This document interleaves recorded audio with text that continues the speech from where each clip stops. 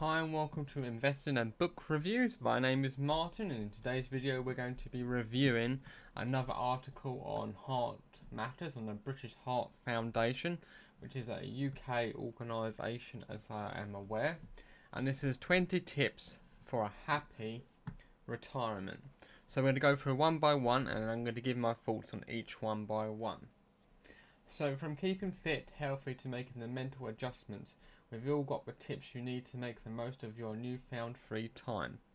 Number one, get your finances in order. And I totally agree with that. You should really get your finances in order. It's very important because in your later stages in life, you may not be able to have an income coming in.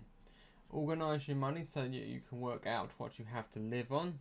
Gradually reducing your spending in the lead up to retirement will make it easier to adjust, track down any old pensions, very good, claim your state pension and check what other benefits you can claim. Yes, I would also say cut back now whilst you're younger and invest so you have more passive incomes. As I said, this is not financial advice. Please do your own research before making any financial decisions. I would have added on there, cut back now in your earlier stages of life so you can have a better stage of life later on, but also don't scrape by so much that you don't enjoy the present moment either. So number two, wind down gently. Ensure a smoother transition by retiring in stages. By easing off your workload over several years, you'll be able to get used to the idea of not working and fill your time with other ways. Ask your employer if you can cut back your working hours. Yes, that is a wise idea to definitely do that. And then you could probably do, if you wanted to still do some work, you could do volunteering work in the area that you want to do.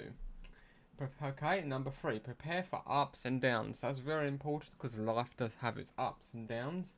There may be times when you feel lonely or a bit lost, which is normal. If ill health or changes in your relationships temporarily scupper your plans, accept that this has happened and get backup plan in action. That's why I am investing into broad market indexes, so just in case anything happens and I'm not able to work or anything like that, or when I hit retirement age, I can have some more passive incomes coming in. As I said, this is not financial advice. Please do your own research before making any investments decisions. Think positively and share any concerns with others. Yes. Number four, eat well. Make sure you eat regular meals. Very important for your mental state of mind and your physical body. Especially if your previous pattern while at work was to snack. Yes, eating snacks helps you really put on weight. Especially if you eat the snacks late at night. Take advantage of extra time on your hands and explore healthy cooking options. I am actually looking forward to getting back into cooking from fresh and scratch and doing that more soon. Number five, develop a routine. You may find it feels more normal to continue getting up, eating and going to bed at roughly the same time every day. That's why building good habits is very, very good and very important. Planning regular activities such as voluntary work, exercise is very important, and hobbies, definitely, totally agree with that. This will keep things interesting and give you a purpose. Exercise your mind. Government studies have shown that learning in later years can help people stay independent, so use your free time to continue to challenge yourself mentally, whether it's learning on an instrument or a language or getting qualifications. Very good. Keeping physically active. We should aim to do at least 150 minutes of moderate intensity physical activity a week. So build up to this if you haven't made any exercise a normal part of your life previously. Why not sign up for a charity event to give you a goal to work towards?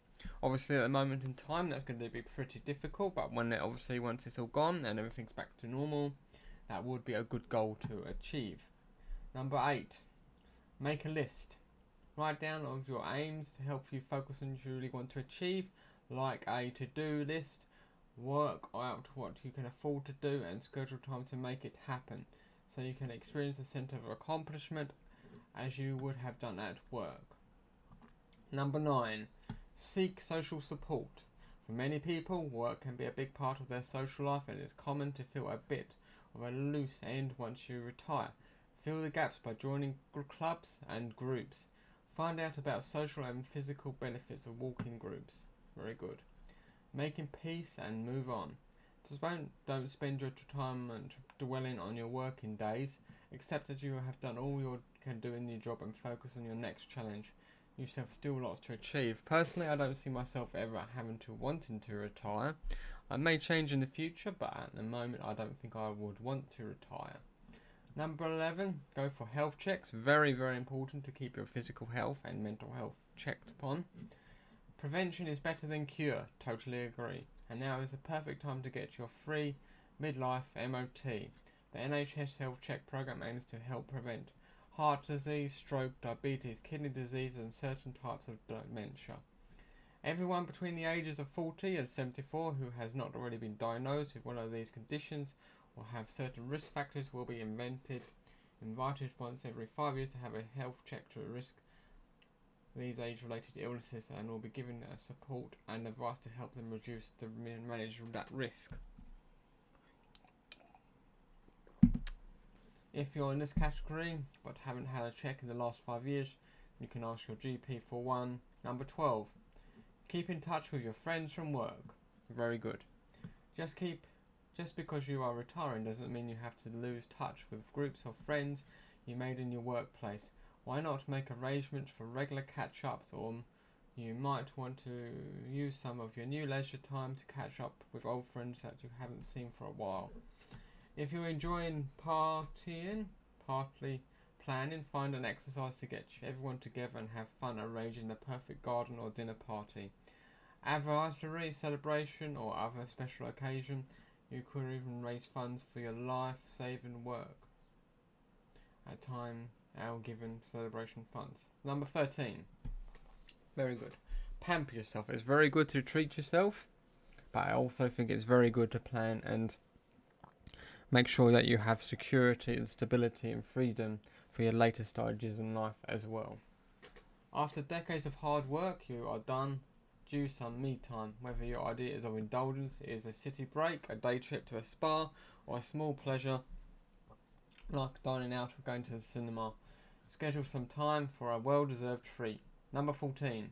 Practice mindfulness. Practicing mindfulness has become more popular than ever in the last decade as a strategy to relieve stress, anxiety and depression. Research such as the 2009 study from Georg University in Germany has shown that meditation strengthens the hippocampus, the area of the brain that is important for memory, and it slows down the decline of brain areas responsible for sustaining attention.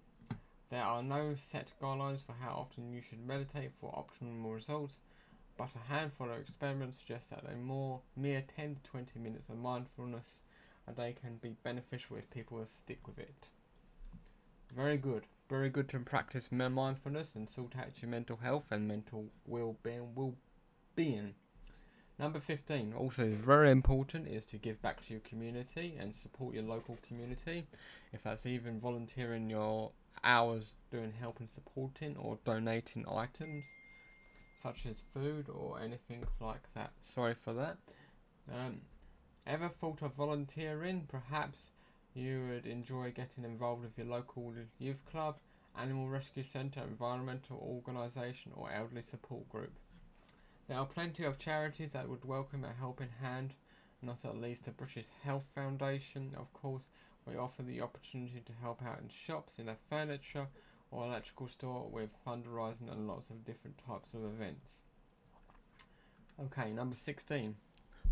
That's very good and very important to give back to the community. Number 16. Be one with nature. I agree with this. Fresh air and exercise is an instant mood booster. Totally agree. And instrumental in maintaining your well-being, why not incorporate a walk in the woods or a nearby park into your daily routine?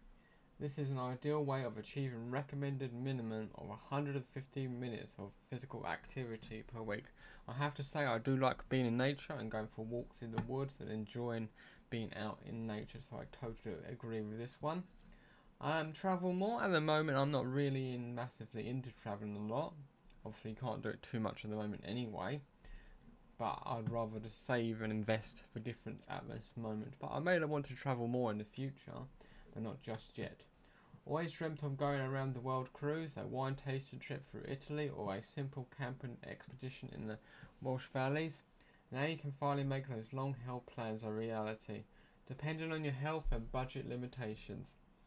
If longer trips aren't practical, mini breaks may be a good alternative, or even days out to places you've never visited before.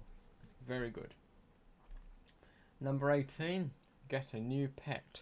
Well, this is a big responsibility, so you don't want to take on this one lightly. So you want to weigh up all the pros and the cons before getting a pet. Could you get a house rescue cat or dog in need of a new home? Research has shown that our furry friends have a positive effect on our health and well-being. According to Pet Research, Alan R. McConnell, a professor of psychology at Miami University, people with pets are generally happier, more trusting, and less lonely than those who don't have pets. They also visit the doctor less often for minor problems. One reason for that may be that you give your pets a sense of belonging and meaning. Professor McConnell says you feel like you have a greater control of your life. To find out more about rehoming a pet, visit your local animal rescue centre. That's very good. Number 19, pushing your boundaries. Very good. I'd even advise to do it now, even before retirement, is to push your boundaries. It's easy to get stuck in a rut, both health-wise and in general, and doing something different can be refreshing change. Some people have found that simple changes such as trying a new tasty new recipe, finding a different hairdresser, or joining an exercise class that they haven't done before gives them a new zest for life. Number 20, take up a new project. Finally, you have the time to get stuck into all those things you've been meaning to do but never got around to. Mapping your family tree, building a shed, planting a veg patch. The list goes on, but now you can actually do what you want to do.